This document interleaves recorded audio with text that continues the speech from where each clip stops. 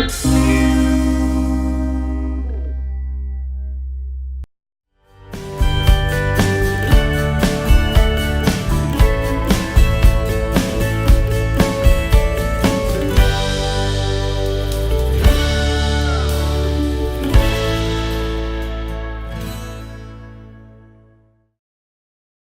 Firmin, bonjour. Bonjour. Vous êtes vice-présidente du département aux actions sociales. Pouvez-vous nous dire en quoi cela consiste? Écoutez, il y a maintenant pratiquement 2 ans, j'ai été élue première vice-présidente du département avec la chance de pouvoir m'occuper de l'action sociale. L'action sociale, c'est quoi au département? C'est, j'allais dire, la grosse compétence du département. Ça correspond aux solidarités. Donc ça correspond d'abord aux personnes bénéficiaires du RSA, aux personnes âgées, aux personnes en situation de handicap et à la prévention spécialisée. Et puis une autre partie aussi qui concerne le département, mais dont je ne m'occupe pas, qui concerne la PMI, la petite enfance. Ce sont vraiment les grandes compétences en matière sociale du département. Ça représente 60% du budget du département. Je vais juste vous donner un chiffre. Le budget de fonctionnement du département, c'est 1,3 milliard d'euros. La partie action sociale dont j'ai la charge représente environ 700 millions d'euros. Autant vous dire que c'est une grosse délégation et un grand plaisir de s'occuper de cette action sociale au département. L'un des plans de compétences du département, c'est l'action sociale. Pouvez-vous nous dire les objectifs mis en place, ce que vous en attendez? Donc comme je viens de vous le dire, l'action sociale, c'est une action, j'allais dire, multiple et partagée. Et on peut dire que tous les jours, vous, moi, on croise quelqu'un qui bénéficie des services du département. Ou alors, il y a aussi une formule employée par un ancien collègue qui disait que le département, de notre naissance à la mort, tous les jours, on croise une de ses compétences.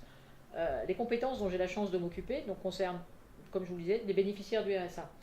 Donc les bénéficiaires du RSA sont des personnes qui sont en recherche d'emploi. Donc bien sûr, le département verse, en partenariat avec la CAF, le RSA, mais a aussi, dans ses compétences, l'insertion et comment faire, essayer de faire de retourner ces personnes vers l'emploi.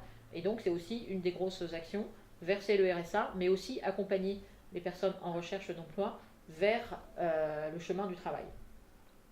Ça, c'est une première chose. La deuxième chose concernant les personnes âgées, là, c'est la compétence complète du département, notamment pour les personnes qui sont en perte d'autonomie, donc via les EHPAD. Il y a aussi le versement de l'APA et donc tout le travail des travailleurs sociaux, d'établir des plans APA, d'aller chez les personnes pour essayer de les aider à devenir dépendants le plus tard possible. Donc ça, c'est aussi un travail qui est fortement effectué par les services du département.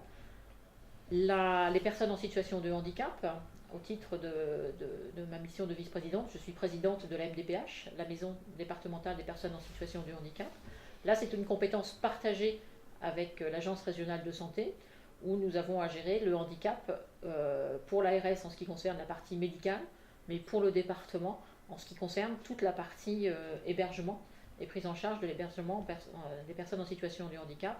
Et la MDPH gère avec l'État et l'ARS toutes les notifications et, j'allais dire, attribue le taux d'incapacité des personnes en situation de handicap et ou donne les orientations pour les personnes qui ont besoin d'une orientation. Enfin, la politique de la prévention spécialisée, nous travaillons en collaboration avec les associations de prévention spécialisée pour pouvoir les aider à intervenir auprès des jeunes les plus en difficulté. Voilà vraiment très brièvement l'action menée par le département, avec quand même 2 grosses structures. Le RSA pour le département, c'est environ 200 millions d'euros par an de versement de RSA. Et puis pour les personnes âgées, l'APA représente un budget aussi d'environ 100 millions d'euros. Donc ce sont vraiment les deux grosses masses de dépenses du département. Quel est votre coup de cœur sur les actions sociales? Quel est mon coup de cœur? J'allais dire, et c'est pas du tout, j'allais dire démagogique, j'allais dire mon coup de cœur, moi c'est l'action sociale en général.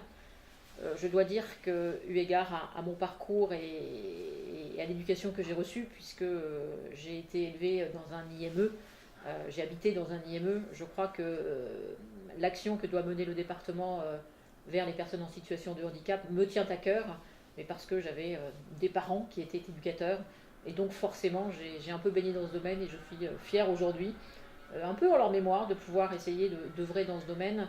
Et j'ai bien l'intention de pouvoir le faire encore plus si c'est possible. Madame la vice-présidente, je vous remercie beaucoup. Merci à vous.